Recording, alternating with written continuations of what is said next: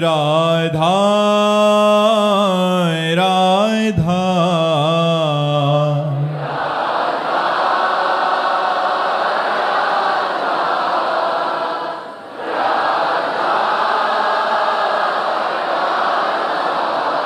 हाय राधा राधा राधा राधा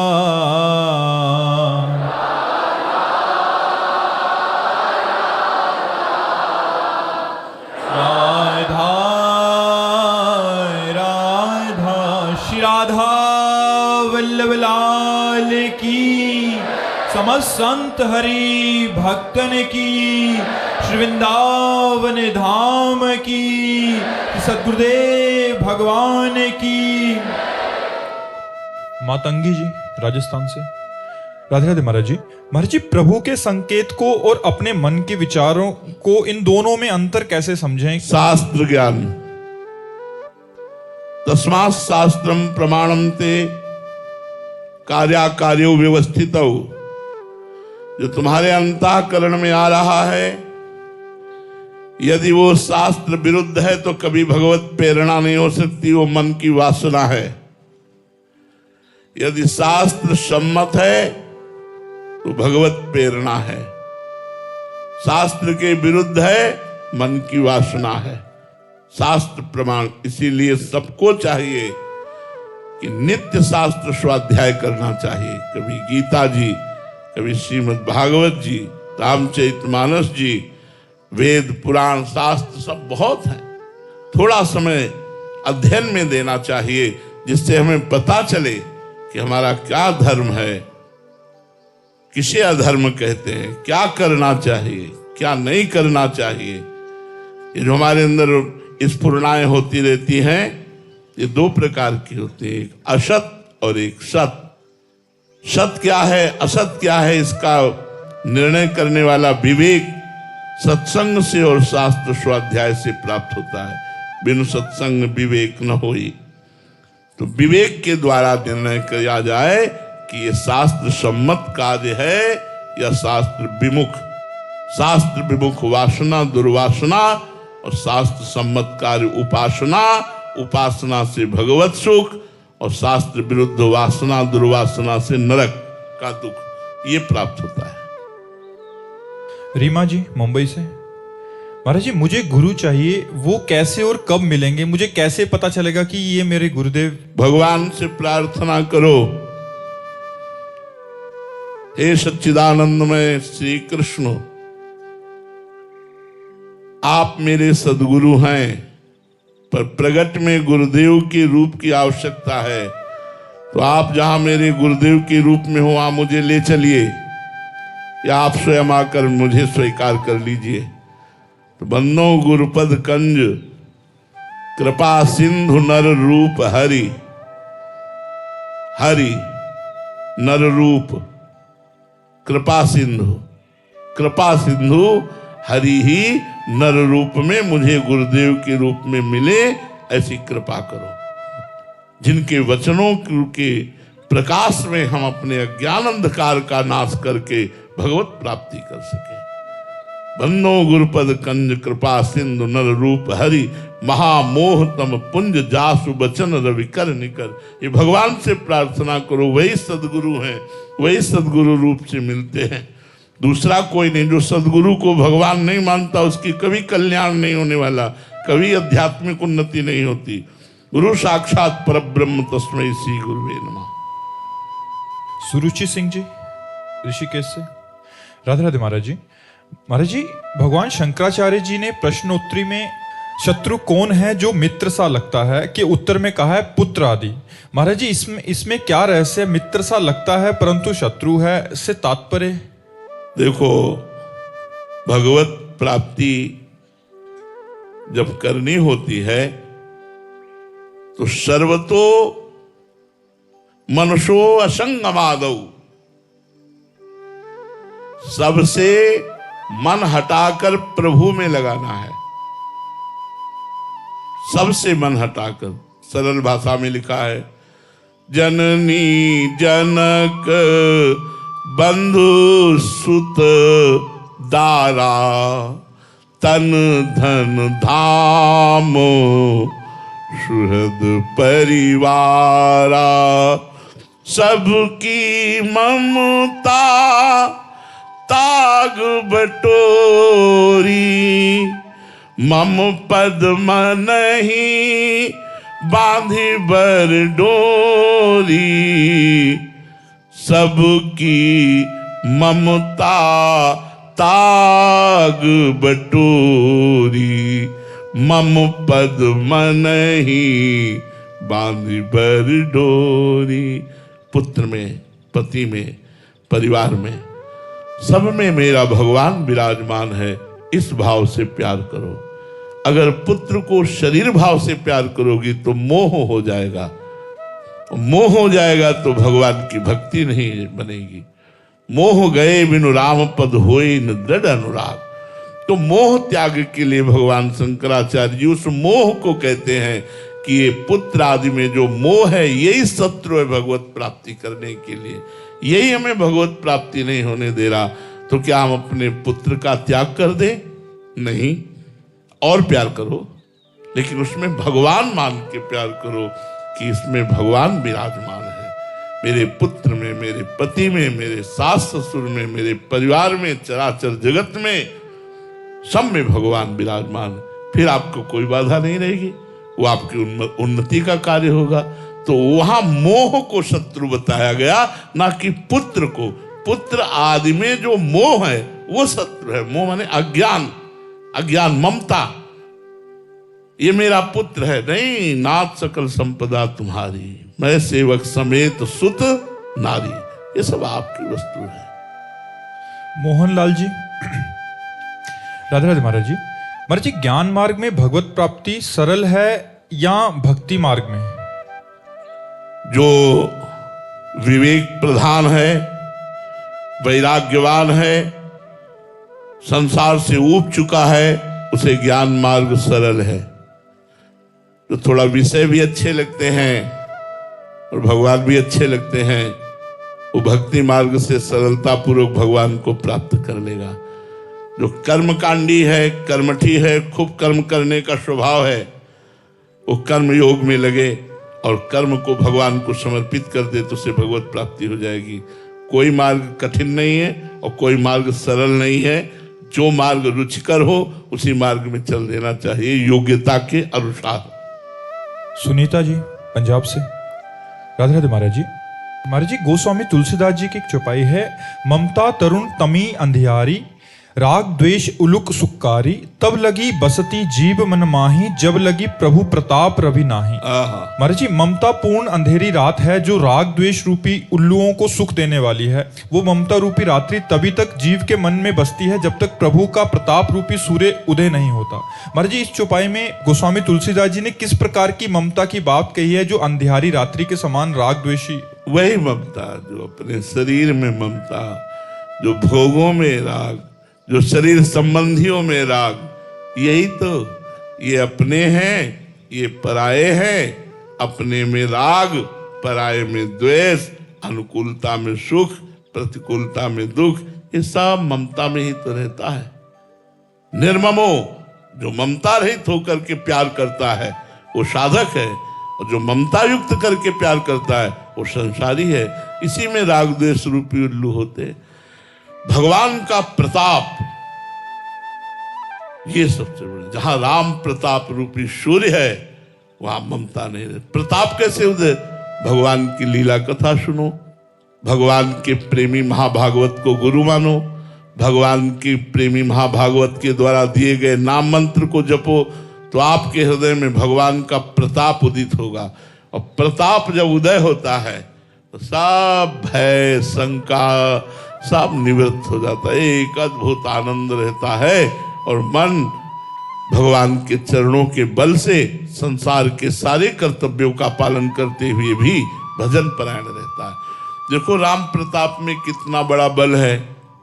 जब बार बार मनुष्य नर करके रावण बात करता भगवान के लिए, तो अंगद को आवेश आ गया और कहा, जिसने तुम बार बार मनुष्य कहते हो, उन भगवान के बल से मैं कहता हूं कि मैं उनका एक छोटा सा दास हूं।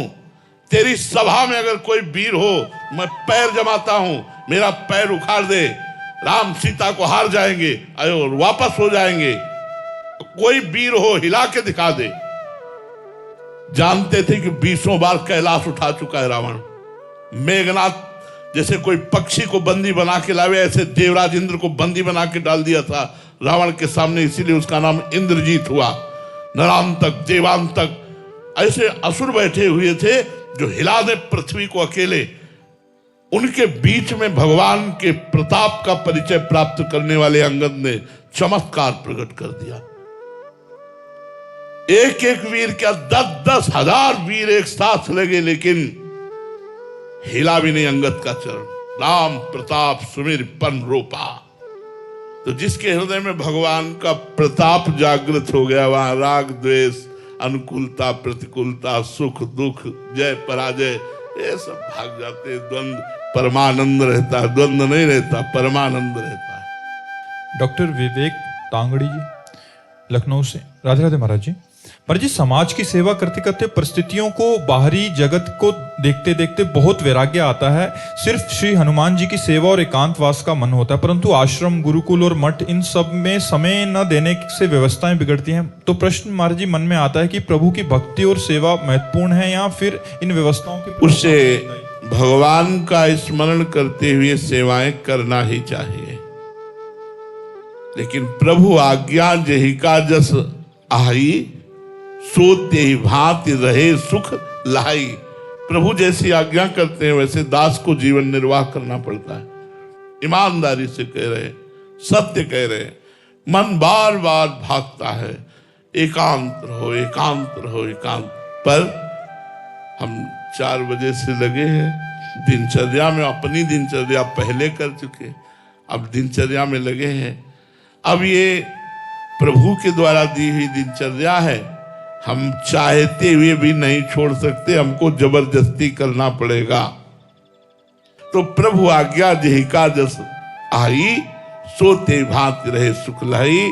इसलिए नाम जप करो, भगवत चिंतन करो, और जो मठ है, हनुमान जी की सेवा है, वो सब भगवान का भजन ही है। हाँ, आप दास बने रहो, स्वामी मत बनना। मान प्राप्ति की इच्छा का त्याग, धन प्राप्ति की इच्छा का त्याग, जो कुछ स्वाभाविक आ जाए भगवान की इच्छा से, उसी से मठ मंदिर का सेवन करो और नाम जप करो। ये भी भगवान की सेवा है। अगर संत जन, साधु जन, भक्त जन मठ मंदिर का सेवन नहीं करेंगे तो जो अधर्मी लोग हैं इनका अधिकार हो जाएगा। अब मठ मंदिरों में अगर धर्मात्मा पुरुष नहीं रहेंगे तो अधर्मी लोग वहीं गंदे आचरण करेंगे। इसलिए जरूर साधकों को, संतों को, महंतों को, महापुरुषों को ही तो जगत का उद्धार करने वाला बताया गया है।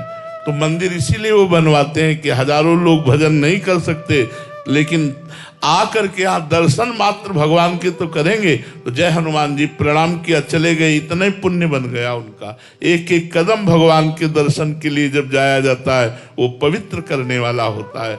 इसलिए ये कोई साधारण बात नहीं। मंदिर आदि, भगवान के मंदिर की परिक्रमा करना, भगवान के मंदिर के दर्शन करना, ये भगवान के सामने कुछ देर बैठना, मंत्र जप करना, ये सब महामंगलमयी बातें। तो यदि संत जन सब छोड़कर गंगा किनारे, यमुना किनारे, पर्णकुटी में रहने लगे तो फिर समाज हमारी कहाँ रहेगी, कैसे चलेगी। इसीलिए संत महात्मा अपने हृदय की बात को दबा करके, अपने उद्धार की बात को दबाकर जगत उद्धार के लिए वो गुण गाते, प्रभु का मंगल गान करते हैं, प्रभु का जगत में विचरण करते हैं। तो हमें चाहिए कि जिसमें हमें सुख मिले उसका त्याग करें, और जिसमें संसार को सुख मिले उस बात को पकड़े। यदि हमारे प्रवचन से, हमारे बोलने से लाखों को सुख मिलता है तो हम एकांत में नहीं बैठेंगे, हम बोलेंगे। जिससे लाखों को सुख मिलता है, एकांत में बैठकर भजन करने से मेरे को केवल सुख मिलेगा, लेकिन उतना समय हम आपको दे रहे हैं, इससे आप सबको सुख मिल रहा है, तो मुझे ये बात पकड़नी, वो बात छोड़नी है।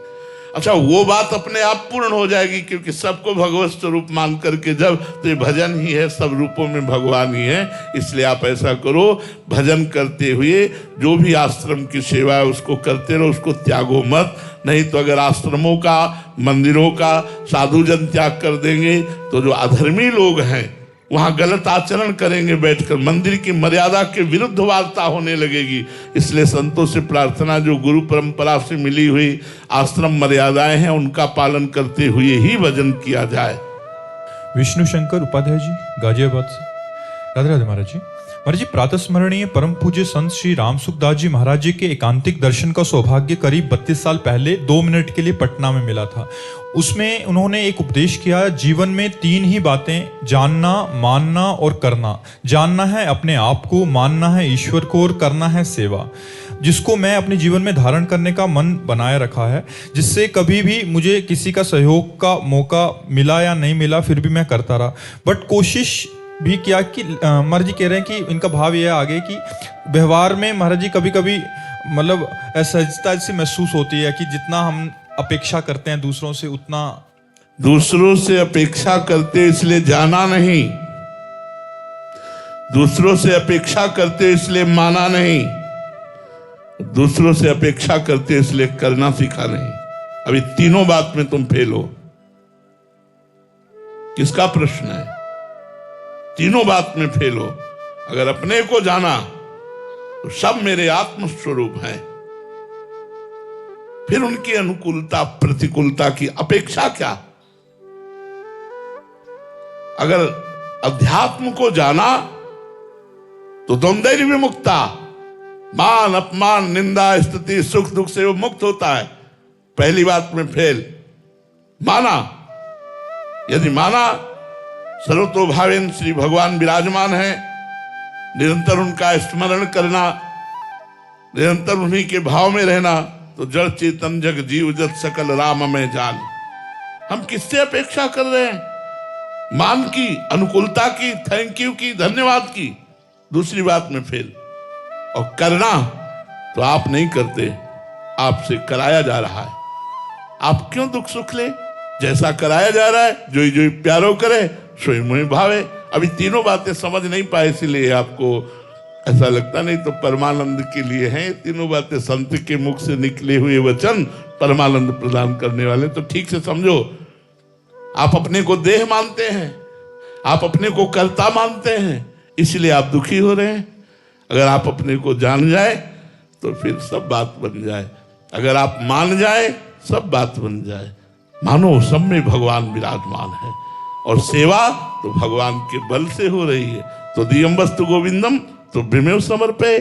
आपके बल से, आपके धन से, आपकी बुद्धि से आपकी सेवा हो रही। नाथ, आप चाहे गाली दो, चाहे मारो, चाहे अपमान करो, मैं तो आपका सेवक ही हूं। आनंद आ जाएगा।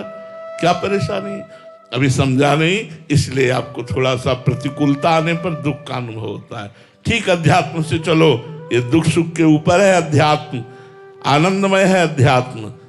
इसमें सामने वाले की अपेक्षा नहीं रखी जाती। निरपेक्षम, अनपेक्षा। हम आपको पानी पिलाए, आपके पैर दबाए, आपको भोजन पवाया, तो कम से कम थोड़ा तो आप अनुकूल देख लीजिए हमारी तरफ। नहीं, अनपेक्षा। यह हमारा कर्तव्य। भगवान ने मुझे सेवा दी है, आप भगवत स्वरूप पर सेवा किया और चल दिए। आप क्या करते हैं इससे हमें कोई मतलब नहीं। एक संत ने अपने शिष्य को उपदेश किया। शिष्य ने पूछा, गुरुदेव, मैं संसारी गृहस्थ में रहता हूं, मेरे से ज्यादा साधना तब जब तो हो नहीं पाएगा, मुझे भगवत प्राप्ति कैसे होगी? कोई साधारण सहज सरल उपाय बता दीजिए। तो उनका रोज एक संत को भोजन पवाओ, भगवत प्राप्ति हो जाएगी। रोज एक संत को आओ, लाओ, चरणामृत उतारो, आरती करो, साष्टांग दंडवत करो, भोजन पवाओ, उनकी जूठन पाओ, तुम्हारा कल्याण हो जाएगा। पक्की बात, अमोघ बात बता दी। अब वो रोज संत लाते। कई वर्ष हो गए। एक दिन एक गांव में संत आए स्वतः, तो उनको तो संत प्राण प्यारे लगने लगे थे। अब सेवा करते करते वो दौड़ के गए, महाराज जी कल हमारे यहां भोग पाइए। संत जी आए, भोग पवाया, खीर और परोस दी। संत ने दोबारा जब खीर परोसने लगे तो बस उन्होंने फिर डाल दिया। जे डाला तो खींच के उनके तमाचा चोर के उनके थप्पड़ मारा। खीर खा ली तो थप्पड़ मारा जोर के। खीर खा के उठे, वो साष्टांग दंडवत किए, हाथ जोड़कर जैसे संतों को विदा करते थे वैसे विदा किया। वो उसी गांव में रुके। दूसरे दिन शाम के फिर वो भगत जी गए, महाराज जी कल प्रसाद आप हमारे यहां ही पाइए। ठीक है, आए, प्रसाद पाया और कहा बेटा कल तुम्हारे थप्पड़ मारा था, तुम्हें बुरा नहीं लगा? अरे महाराज जी ये शरीर आपका सेवक है, ये शरीर आपका है, आप मारो पीटो कुछ करो। महाराज जी मेरा इस पर कोई अधिकार नहीं, मैं तो आपका दास। बोले बहुत शीघ्र भगवान का साक्षात्कार तुम्हें हो जाए, यह आशीर्वाद मिला। बहुत शीघ्र अब तुम्हें भगवान का साक्षात्कार होने वाला है, क्योंकि अब तुम योग्य हो गए हो भगवान के दर्शन के। ये बात हमारे द्वारा किया हुआ दूसरे के प्रति परहित का कर्म और उसके बदले में अनुकूलता ना चाहना, यही हमारा परमार्थ है। अगर हम ये नहीं जाना तो परमार्थ ही नहीं जाना। प्रायः सबकी ये भावना रहती है कि अगर हम किसी को थोड़ा भी हित करें तो वो थोड़ा हमारे अनुकूल तो बोल दे, ना ज्यादा सही तो इतना भी तो कह दे कि धन्यवाद, थैंक यू, आपने मुझे पानी पिलाया। ये भी सुनना मुझे नहीं है, ये भी चाहना नहीं, तभी परमार्थ पुष्ट होगा। जो बदले में कुछ चाहता है वो परमार्थी नहीं होता। पर उपकार का मतलब यही होता है बदले में कुछ ना चाहना। विमलेश जी, राधे राधे महाराज जी। गुरुदेव भगवान, मेरा प्रश्न है कि सेवक वाणी जी में पूजनीय श्री सेवक जी महाराज जी ने कच्चे धर्मियों के जितने भी लक्षण बताए हैं, आचरण बताए हैं, वो मुझे अपने आप में दिखते हैं। महाराज जी मैं ऐसा क्या करूं कि मैं पक्का धर्मी बन जाऊं? राधा वल्लभ श्री हरिवंश, राधा वल्लभ श्री हरिवंश नाम जप करो और चतुरासी जी का पाठ करो और रोज सत्संग सुनो हित धर्मियों का। हित धर्मियों का रोज सत्संग सुनो, बिल्कुल पक्के बन जाओगे। जब कोई कच्ची वस्तु होती है तो उसे आवे में तपाई जाती है तब वो पक्की बनती है। आग में तपे बिना कोई सिद्ध थोड़ी होता है। चावल सिद्ध करना है तो आग में उबालना पड़ेगा, मटकी को पक्की करनी है तो उसे आग में तपाना पड़ेगा।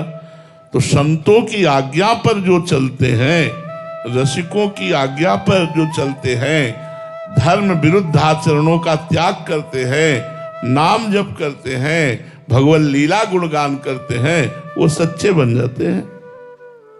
प्रेमाग्नि में तप करके वो पाके धर्मी हो जाते हैं। इसलिए चिंता ना करो, भगवान का आश्रय लिया है, हरिवंश चंद्रजू का आश्रय लिया है, तो वही सब संभालेंगे। नाम जप करो, वाणी पाठ करो, खूब सत्संग सुनो, ठाकुर सेवा करो। सुमन जी दिल्ली से, महाराज जी मेरा मन बहुत सोचता है, ओवर थिंकिंग करता है, इसलिए मुझे शांति नहीं मिलती। महाराज जी कोई सरल उपाय है? है। एक गुरु जी ने एक शिष्य को भूत मंत्र की सिद्धि बताई, उसने जप किया, मंत्र सिद्ध हो गया, भूत प्रकट हुआ। भूत ने कहा काम बताओ, उसका अमुक काम करके आ गया। काम बताओ, उसने कहा अमुक काम करके आ गया। काम बताओ, तो कहा कहां तक काम बताएं? बोले जिस क्षण काम नहीं बताओगे उठा के पटक देंगे उसी क्षण। गुरुजी के पास गए, बोले गुरुजी तो भारी समस्या आपने दे दी, जो काम कहो 1 मिनट में करके आ जाता हूं, कहता उठा के पटक देंगे अगर काम नहीं बताओगे।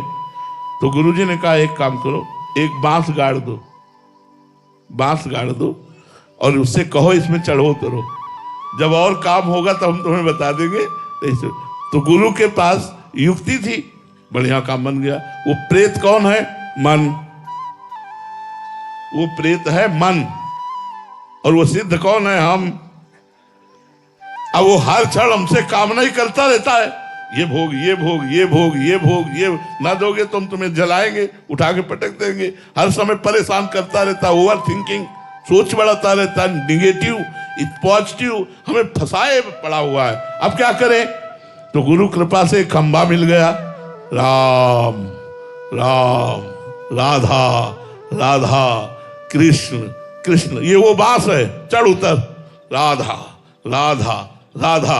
जब कोई कार्य राधा राधा, अगर ठीक ना हो जाए तो हमें बता देना, लोक परलोक में सब जगह आनंद आ जाएगा। इसे नाम रूपी खंबे पर बार बार चढ़ाओ, उतारो इस मन को, बार बार नाम जप करो। जो चाहत है नित्य सुख, और मन को विश्राम, हित ध्रुव हित सो भजत रहो, पल पल श्यामा श्याम, पल पल श्यामा श्याम। भूमिका जी मध्य प्रदेश से। राधे राधे महाराज जी। महाराज जी, एक साधक के लिए कर्मानुसार और प्रारब्धानुसार के बीच की पतली रेखा क्या है कि हमें मेहनत कब करनी चाहिए और कब सब श्री जी पर छोड़ देना चाहिए? हमें हर समय मेहनत करनी चाहिए, खाली तो रहना बिल्कुल निषेध है। मनुष्य जीवन की एक एक श्वास अमूल्य है। हाँ, कभी कर्तव्य कर्म कर रहे हैं, कभी धर्म कर्म कर रहे हैं, तो कभी भागवत धर्म कर्म कर रहे हैं। भागवत धर्म नाम जप कर रहे हैं, शास्त्रों का स्वाध्याय कर रहे हैं, सत्संग कर रहे हैं। धर्म कर्म तीर्थयाटन, गरीबों की सेवा आदि आदि। कर्तव्य कर्म नौकरी, व्यापार, किसानी, जो भी कर्तव्य कर्म है कर्म करते हैं। प्रारब्ध केवल सुख दुख देता, वो कर्म नहीं कराता। प्रारब्ध कर्म नहीं कराता, प्रारब्ध परिणाम है किए हुए कर्मों का। जो पूर्व में हमने कर्म किए उनको संचित कर्म कहते हैं, और संचित कर्मों से कुछ शुभ और कुछ अशुभ निकालकर मानव देह की रचना हुई है। शुभ का फल सुख और अशुभ का फल दुख। तो प्रारब्ध केवल सुख और दुख देता है, सफलता और असफलता देता है, ना कि वो कर्म कराता है। कर्म क्रियमाण होता है। क्रियमाण बुद्धि के द्वारा निश्चय, मन के द्वारा संकल्प, चित्त के द्वारा चिंतन और अहंकार के द्वारा मैं करता हूं ऐसा स्वीकृत होता है। तो कभी भी कर्म रहित नहीं होना चाहिए। कभी कर्तव्य कर्म, कभी धर्म कर्म, तो कभी भागवत धर्म कर्म। भगवत प्राप्ति के लिए प्रयत्नशील होना, शास्त्रों का स्वाध्याय करना, संतों का समागम करना, नाम जप करना, परोपकार करना, ये हर समय हमारे अंदर जीवन में चलता रहे। मैं कैसे भगवान को प्राप्त कर लूं? अगर लोक की कोई वस्तु प्राप्त करनी है तो भी भगवान की कृपा से हो जाएगी, परलोक की प्राप्त करनी तो भगवान की कृपा से हो जाएगी। बिना भगवान की कृपा से प्रारब्ध में इतना दम नहीं कि हमारी कामनाओं की पूर्ति कर सके, वो हमें शांति प्रदान कर सके, वो हमें परम आनंद प्रदान कर सके। प्रारब्ध सांसारिक सुख और दुख दे सकता है, वो भी क्षणिक, ना कि स्थायी। जैसे दिन स्थायी नहीं रहता, रात्रि आती है, रात्रि स्थायी नहीं रहती, दिन आता है, ऐसे ही प्रारब्ध के अनुसार कभी सुख कभी दुख देखा जाता है। तो हमें निरंतर प्रयत्नशील होकर पुरुषार्थ करना चाहिए, जिससे हमारे काम, क्रोध, लोभ, मोह, मद, मत्सर ये मिटे और हम भगवान की तरफ बढ़ें, हमारा चित्त अध्यात्म में लगे। ये मनुष्य जीवन की सार्थकता है। जो केवल कमाना, खाना, भोगना, संसार का चिंतन करना और भगवान से विमुख रहना, वो मृत जीवन है। जिन हरि भगति हृदय नहीं आनी, जीवित सब समान ते प्राणी। वो मुर्दे के समान जीवन है, जो केवल खाया पिया, भोगा, कमाया, बस। न कोई अध्यात्म से मतलब, न संत समागम से मतलब, न भगवान से मतलब। तो हमारा जीवन कर्तव्य परायण होना, धर्म परायण होना और भगवत प्राप्ति करना, यही तन कर फल विषय न भाई, भजी राम सब काम बिहाई। हमारा मनुष्य शरीर ये भगवान का भजन करके भगवत प्राप्ति के लिए मिला है। यदि हम ऐसा नहीं किया तो बहुत बड़ी हानि हो जाएगी। प्रारब्ध कोई देवता नहीं है, पूर्व का किया हुआ कर्म है, और उसको हम नवीन कर्म के द्वारा अपने भाग्य का नया निर्माण करें, भगवत प्राप्ति करें। हम प्रारब्ध के अधीन होकर कायर की भांति बैठना ठीक नहीं है। दैव दैव आलसी पुकारा। कर्तव्य परायण रहिए, पुरुषार्थ परायण रहिए।